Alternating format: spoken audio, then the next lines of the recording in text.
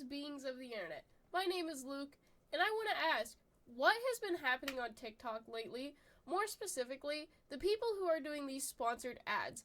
I have been unable to scroll that app without getting ad after ad after ad, and a lot of these products are marketed in a very questionable way, or it just contributes to so many negative things. And I know it's partially on me that I keep getting these ads because I keep watching them, so my algorithm just keeps flooding with more and more. But with ads, there should be a limit to how many that can come up between videos. I want to just jump right in and talk about the first product that I have been seeing. There are multiple different ways it has been advertised, and yes, I have seen it advertised in the right way for what it's probably meant for, like this, for example. Because they work. Now, I know people say that they use them for a lot of different reasons. Some people use them for medical purposes. Say diabetics, sometimes they get cotton mouth, are thirsty a lot. A lot of people take medication that gives you cotton mouth. But then you got people who want to caption it like this or this, which is more or less just using the caption to catch people's attention. And oftentimes these people will use either the caption or the most bizarre intro to the videos. Like, you sit there and question, what happened to just hi or hello, how's your day going, my name is, but no, they just want to jump right in with the most outlandish things that you would start a conversation with. Not even starting a conversation, it's just to grab people's attention, really. But no normal advertiser is just going to walk up to someone or create commercials that say these things just to grab someone's attention, because they're probably going to look at you like you're out of your mind. But no, when it comes to products being advertised like they are, like I mentioned, that product that she was talking about is supposed to be like this product to help with the saliva in your mouth, like if you have some kind of underlying medical condition that causes you to have dry mouth, or if you take medications that dry your mouth out. It's supposed to help with that. Now, assuming that you could tell by the covers or the phrases that they're using, you could see what kind of activities they are using these saliva products for. But like most of these ads, they'll use like these little innuendos trying to act like this product is for something a little more freaky, when it's actually just very like tame, and it's something that can be used in like day-to-day things.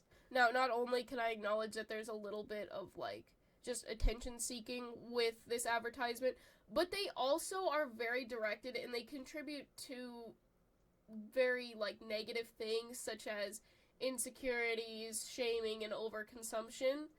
Like, for example, my first thing is they often want to contribute to insecurities within relationships.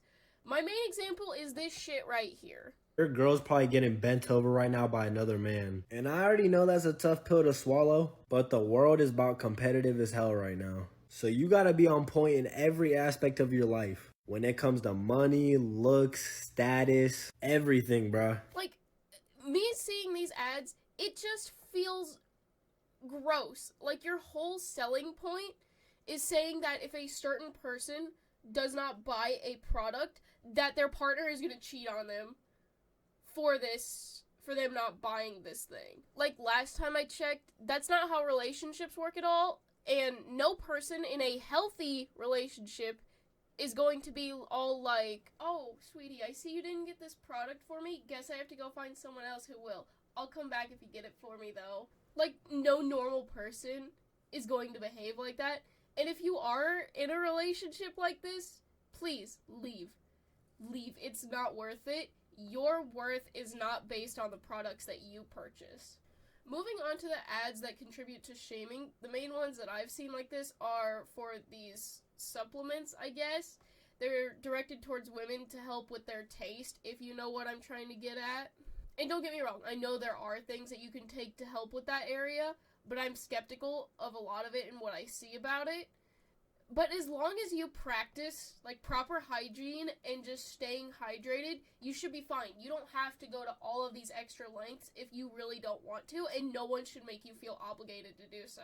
Like, people cannot expect an area that leads to an organ to taste like fucking cupcakes and rainbows. And they can't expect it to smell like fucking tropical sunshine. I hate that they are trying to make a natural thing an insecurity for women. And the fact that they are making a profit by making women or anyone assigned female at birth feel insecure is sickening to me. Like, some of the examples that I have found for this are horrendous.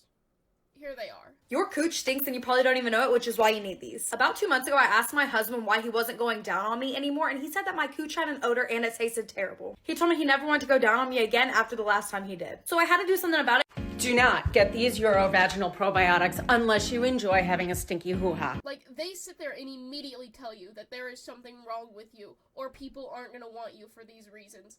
It is natural for it to not smell, like I said, like a tropical waterfall, or fucking sunshines and rainbows.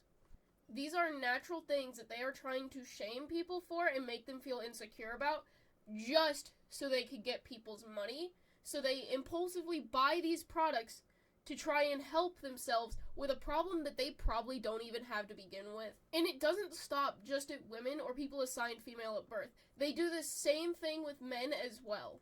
And again, it's these supplement things that they are advertising for them, but then they are taking on to size shaming, and I'm not talking about height or weight either, you know what I mean. Like this, for example. Oh, I think it's perfect. It's about personality. For you fellas that hear that, you're cooked. I don't know what that feels like, but I know how to help. Or they will even take it and put it into perspective that you should be shaming your partner for this, therefore you should buy their product for your partner. Like, imagine this. Your partner gives you these gummies. You're like, oh, thanks. What are these for? And then they turn around and say something like, oh, I just got them because I think you have a small dick. Like, what? Again, if you're in a relationship like this, please leave. It's gross how this stuff is advertised, and you should not be shamed for something that you cannot change. Like, yes, people are allowed to have preferences with this kind of stuff, but this doesn't mean that they can turn around and shame people for these things and use this to determine what kind of person you are.